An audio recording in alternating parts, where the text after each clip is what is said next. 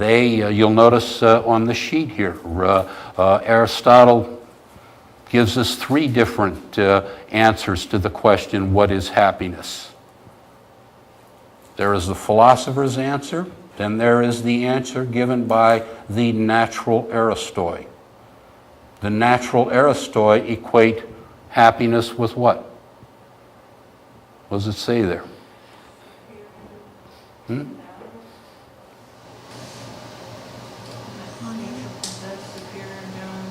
Yeah, this, and I take that language, by the way, from Thomas Jefferson. Jefferson, in an 1811 letter to John Adams, and Adams previously had written Jefferson saying that he, Adams, believed that there existed at any time and in any place, in any circumstance, a natural Aristoi. And he asked Jefferson, do you agree with that? And Jefferson wrote him back saying, yes, in my judgment there is a natural Aristoi, by which I mean those few who possess superior endowments and superior virtues. Jefferson went on to distinguish what the natural Aristoi from what he called the pseudo, or phony, or false aristocracy of wealth and birth. In other words, all of the quote-unquote aristocracies of Europe and all of the kingdoms of Europe, in Jefferson and Adams's eyes, were phony, false, pseudo-aristocracies of wealth and birth. There exists, Jefferson said, yeah, a natural Aristoi. Those few who by nature possess superior endowments and superior virtues. Would Jefferson have classed himself as belonging to that natural Aristoi? What do you think? Anyone? What do you think? How about you, young lady? You think Jefferson, if you asked him, do you belong to that natural Aristoi, what do you think he'd say? Yes. Yeah. How about George Washington? How about James Madison? John Adams, Benjamin Franklin. Yeah. All of them were members of this natural Aristoi. They had no titles behind their names. They were not born the son of the Earl of Cheese or the Duke of Yogurt or what have you. But, well, how about Abraham Lincoln? Would anybody class Lincoln as a member of this natural Aristoi? Absolutely. Man by nature, born into the poorest possible circumstances. I mean, if he were alive today, he'd qualify for at least 150 poverty grants of one kind or another. His parents were, at best, semi-literate.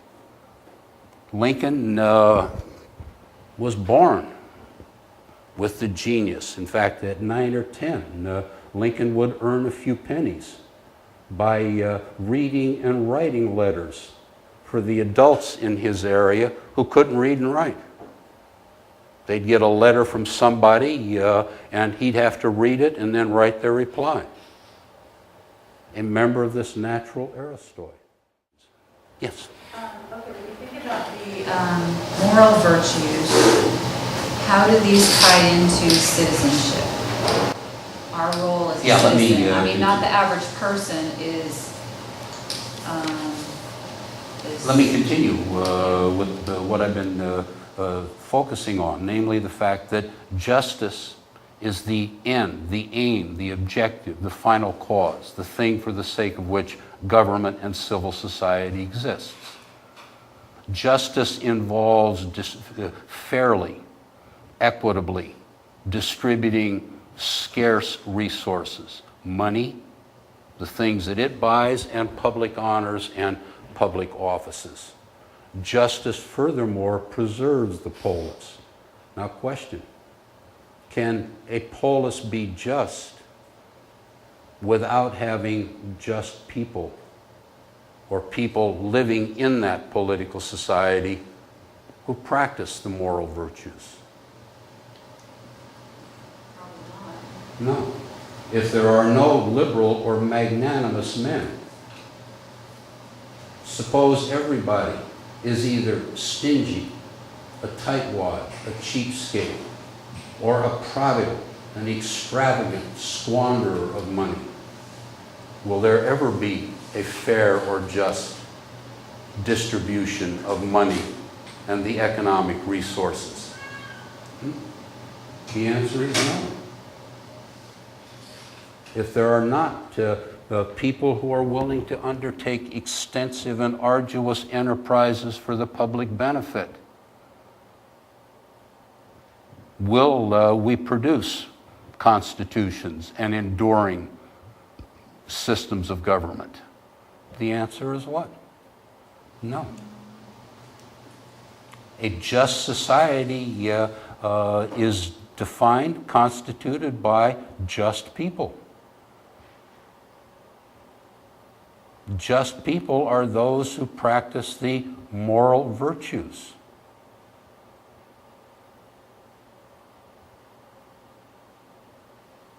All 10, well, let me continue.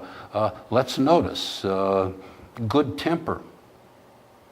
Good temper is the moral virtue governing anger. That moral virtue is the mark of the man or woman who is angry at the right kind of things, in the right way, for the right reasons, at the right time, in the right circumstances. Anger per se is not a bad thing. Why not? And what kind of anger is Aristotle pointing to here? Is he pointing to the anger that you see a 3-year-old child display when he or she is throwing a temper tantrum? The answer is what? No, that's just petulant childishness.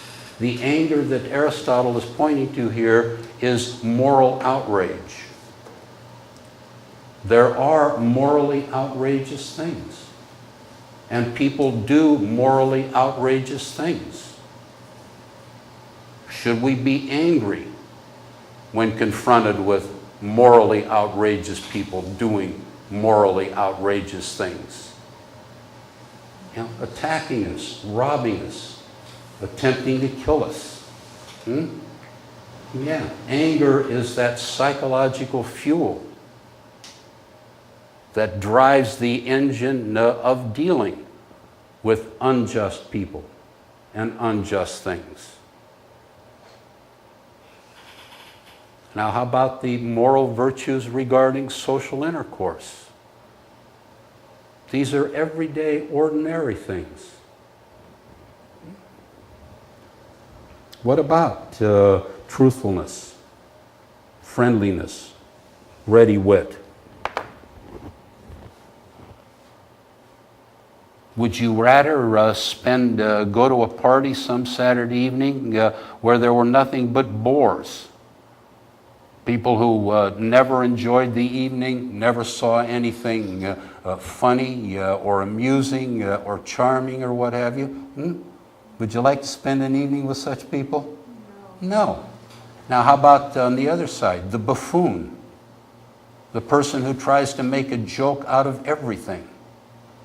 Better than being there with somebody.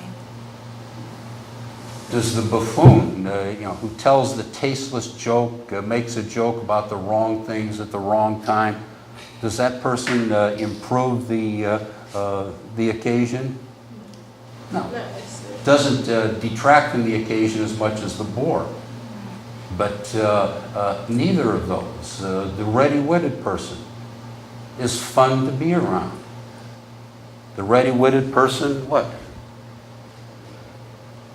When it comes to humor, tells the appropriate joke at the appropriate time, in the appropriate way, to the appropriate audience, and doesn't go wrong by trying to turn something that's not funny or barely funny into something that is uproariously funny. Social intercourse. This is a part of life, is it not? How about truthfulness? Would you rather spend your time with people who are truthful or people who are liars? How about you? Yeah. Now, does this mean in all cases telling the truth? A close friend shows up in a terrible outfit. Are you going to tell the close friend, that outfit looks terrible? No, you'd be better doing what? Keep your mouth shut. Huh? Pardon me? I would tell the truth because I don't want her to be embarrassed if I know that the outfit is bad or that it gives her the wrong look or something. Then I'm gonna tell her because I want the best for her. Would you just come right out and say you look ugly in that thing? No, I would tell her in a respectful way. I mean, a nice way that wouldn't hurt her You said feelings. you would what? Tell her in a respectful way or in a nice way that wouldn't hurt her In a feelings. very tactful way. Telling something on the order of what? A white lie. Anybody ever told a white lie? Have you? Yeah, we all have. That's a part of being sociable. These are the virtues that govern social intercourse, our everyday dealings with people. And as a general rule, it's not a good thing to go out of your way to injure people's feelings, to hurt their feelings, to insult them. If you are worried that your friend is doing something that will, that's just completely inappropriate, you have an obligation, what, as a friend, to do what? Then talk to her about it and Yeah. tell her about it. That you can talk to her in a tactful, gentle way, or you can hit her over the head with a blunt, cold, hard truth of, that outfit looks terrible. How about friendly people? Would you rather spend your time with unfriendly or friendly people? That question answers itself, doesn't it? All of these virtues are the virtues of man, the political animal. They are the virtues that a good polis, a good political society, must do whatever can be done to develop in its citizens. And to the extent that it develops those virtues in its citizens, and again, habit is but long practice, friend. And habit is what becomes man's nature in the end. The laws can assist us in that. But among a free people, for what the law does not prohibit, the law what? The law permits. It gives a wide latitude to people to, on their own, freely and of their own accord, make their choices. And a good society, a good regime, a good polis depends ever so much on its citizens in those many areas of life that the law does not prohibit, exercising their judgment and making the right kind of choices. No questions? I think we're pretty close to the end of the hour. Anybody have any last questions? You do? Don't hesitate to ask. Okay, thank you for your attendance and for your attention. Thank you.